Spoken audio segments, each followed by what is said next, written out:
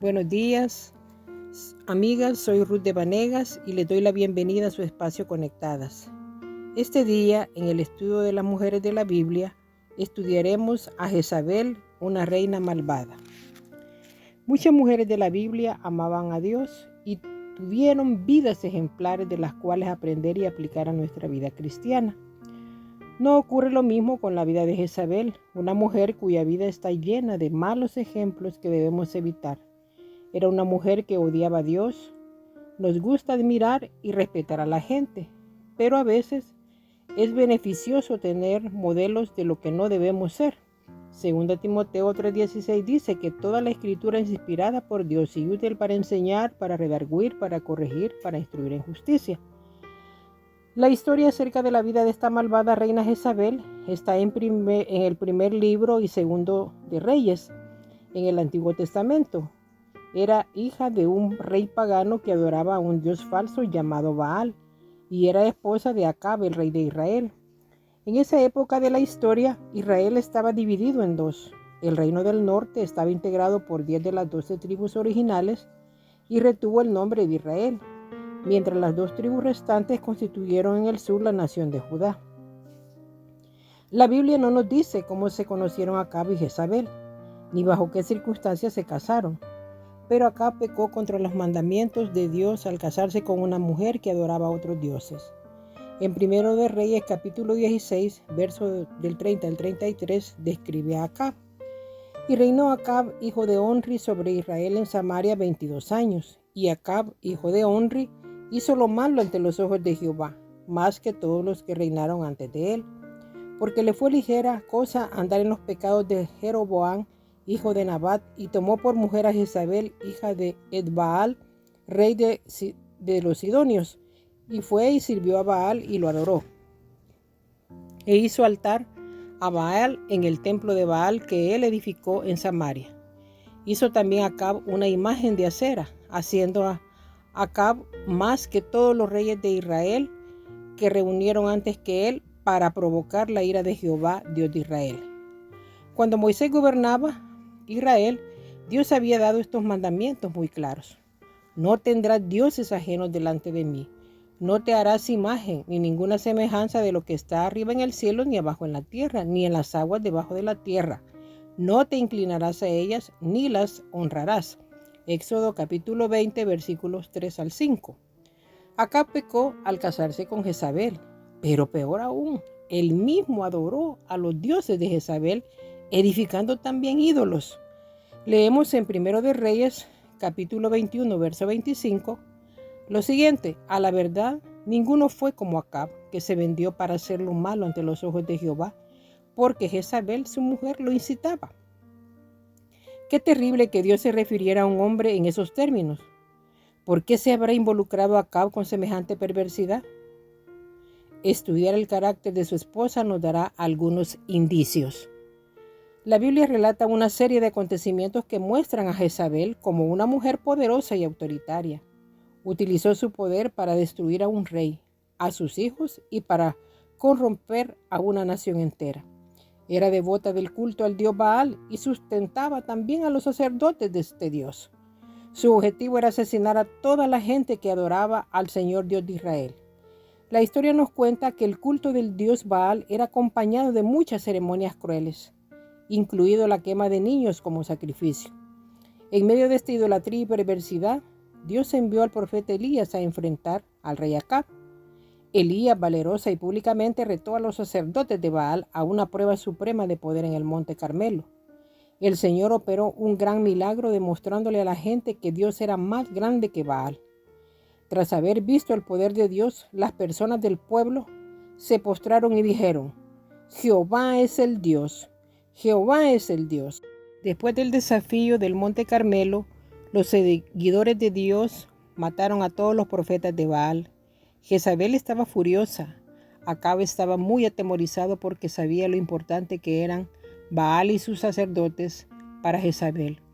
En 1 de Reyes, capítulo 19, versículos 1 y 2 nos dice: Acab dio a Jezabel la nueva de todo lo que Elías había hecho y de cómo había matado a espada a todos los profetas.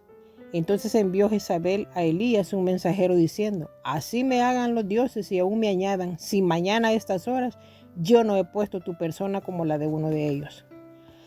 Acab era el rey, pero la que gobernaba el reino era en realidad Jezabel, su dominante esposa. Todos temían, incluso el profeta Elías. Ella amenazó a Elías con estas palabras: así me hagan los dioses y aún me añadan, si mañana a estas horas yo no he puesto tu persona como la de uno de ellos. Primero de Reyes 19:2. Dios protegió a su profeta Elías y le proveyó de comida y descanso. La Biblia utiliza historias como estas para enseñarnos que los principios y convicciones de nuestras vidas pasan a nuestros hijos y nietos. Los mandamientos que Dios le dio a Moisés en Éxodo 20 se repiten en Deuteronomio capítulo 5, versículo del 7 al 10. No tendrás dioses ajenos delante de mí. No harás para ti escultura ni imagen alguna de cosa que está arriba en los cielos, ni abajo en la tierra, ni en las aguas debajo de la tierra. No te inclinarás a ellas ni las servirás, porque yo soy Jehová tu Dios fuerte, celoso, que visito la maldad de los padres sobre los hijos hasta la tercera y cuarta generación de los que me aborrecen. La herencia es la influencia que pasa de padres a hijos, sea para bien o para mal. ¿Puede imaginarse usted qué tipo de influencia maternal tuvo Jezabel sobre sus hijos? Jesús utilizó el ejemplo de un árbol como ejemplo de la continua influencia que tienen nuestras vidas sobre otras personas. Mateo 7, capítulo 17, versículos del 16 al 18 dice: por sus frutos los conoceréis.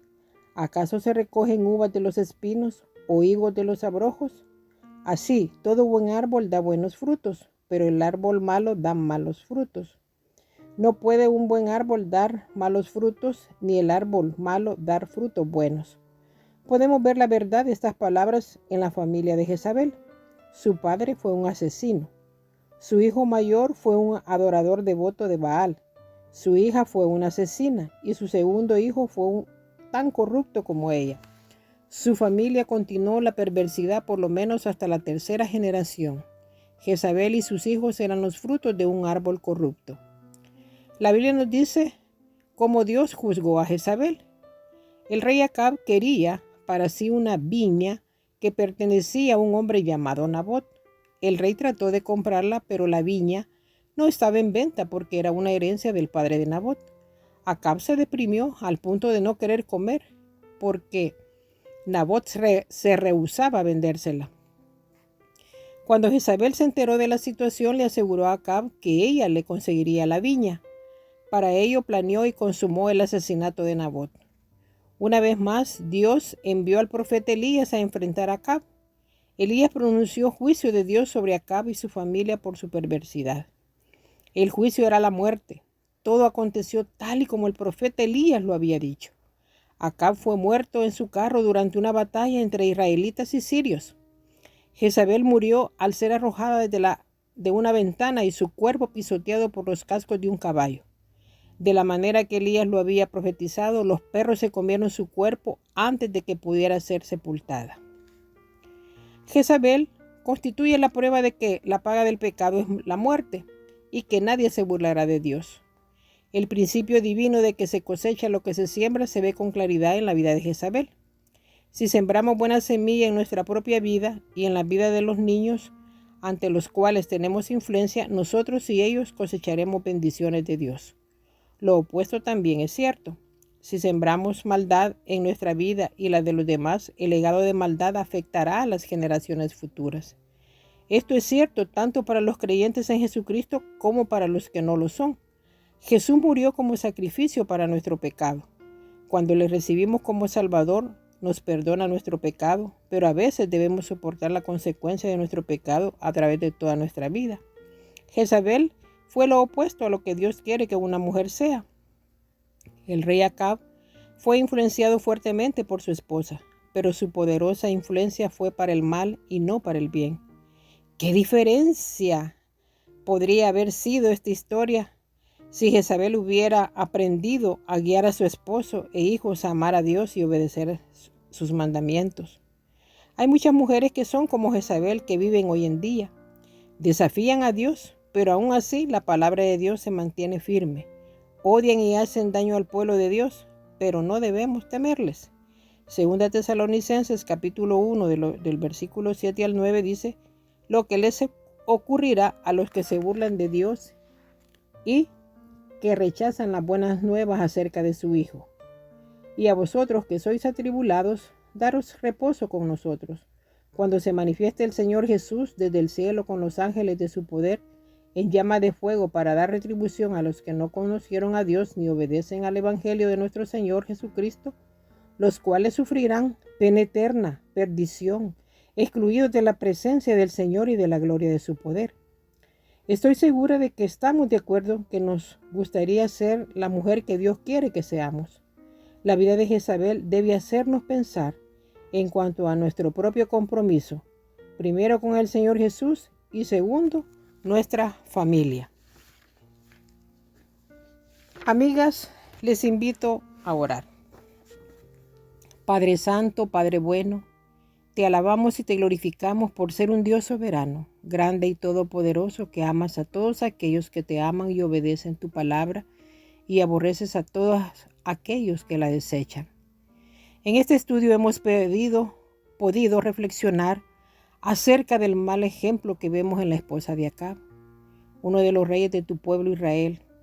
Jezabel, una mujer controladora, manipuladora, idólatra, malvada, que influyó negativamente en su esposo, sus hijos, y hacía daño a tu pueblo.